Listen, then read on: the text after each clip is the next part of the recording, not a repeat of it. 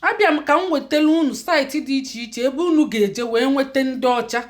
Ya bụ aapụ ahụ ma ịkpọ ọnya saịtị, ọ dị na aapụ, ọ dịkwa na saịtị. So ịbanye na ya ihe ị ga-eme bụ ụfọdụ ka a na-akwụ ụgwọ, ụfọdụ anaghị akwụ ụgwọ, ụfọdụ bụ free. Mana ndị ahụ bụ free ịmago ebe ahụ ọ ga na-afịọnụ nkịta mana a na-achọtakwa, ịghọtago. Gbadokwa anya maka ndị wayo na-anọkwa na ya. Ụfọdụ fasị ga ego fa kapụ ga ego, onye sikwa ga ego ikpokpene ma ọ bụ ụmụ ihe ifugie. So ndị ọma nọkwa na ya na-achọkwa ihe dịfa mkpa. Onye ahụ ka ndị ọjọọ na-achọ ndị fa ga-akapụ ego nọkwa ebe ahụ. So nke mbụ bụ e-harmony. Unu na-anụ ya, e-harmony. Ọzọkwa bụ March. Ọzọ bụ gịnị? March. Nke atọ bụ gịnị? Our time. Nke atọ bụ gịnị? Our time. Ọkwa unu na-ege. So unu ba ebe ahụ a na-akwụ ụgwọ, ikwu ọ bụrụ free, gụọ na ya agụmagụ ka unu ghara ịdaba n'ọnwụnwa. Nke anọ bụ gịnị? Date my age. Nke anọ bụ gịnị? Date my age. Nke ise bụ gịnị?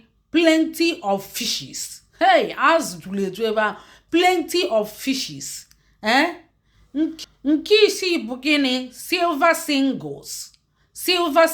Mana ị na-eme ihe agụkwa gụọ onye ọfụma, take your time gụọ onye ọfụma tupu ị mara ihe ị na-ewere, ịghọtago. Nke asatọ bụ parship. Ọkwa unu na-anụ ya, parship. Nke 9 bụ gịnị? Original dating. Nke 9 bụ gịnị? Original gịnị? Dating. Nke 10 bụ gịnị? Inner circles. Nke 10 bụ gịnị? Inner circles. Nke 11 bụ gịnị? Happen. Ebe ọ na-akpọtụ happen. So ụmụnne, ọkwa obi nwanne ka m ji na-enye unu ya. So maka ndị chọrọ ndị ọcha, ọ bụkwa means of jakpa, bụkwa means of kpali. Maka ndị chọọ jakpa ma ndị chọkwa kpali, ndị nọgo already ịchọ kpali, ọ bụ means of kpalikwe. Kpali bụ gịnị? Ọnọdụ eji anọ n'obodo. Kpali nya bụ paspọtụ. Kpali a na-abụ ụfọdụ afọ onye dị onye ọcha na-aga, o nwere ike ọ bụla agadiba ya, ndị mmadụ ya nọrọ na-enyo ya. Ọ bụrụ na ịdị yọng wee dute onye kago nka na-enyo gị, asị nke bụkwa kpali, nke bụ kpali.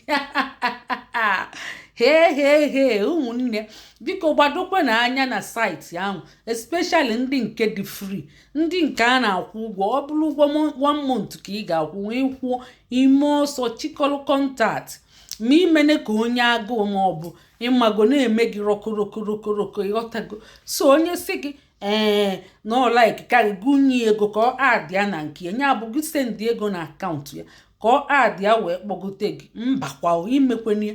So onye si gị o sendiele gị gift ka ị welie gị jee gbapụtasị ya, mba, ya mee ihe niile. O sendie gift, o menye ịgbapụta ya n'efu, ọ bụrụ gị weziela ego gị jee gbapụta, ịghọtago. So ụmụnne, ndewonu, nye na anyị akara ịfụnanya ma kesakwanụ.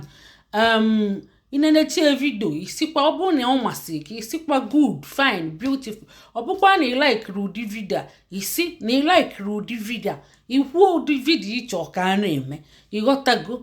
Hitie like. Ọ bụrụ na ịmak bere folo n'elu, ihitie folo, nya bụ anyị mebe ihe ka ị wee mata. Nye na anyị akara ịfụnanya ma kesakwa anyị. Ndewonu, ka emesịa.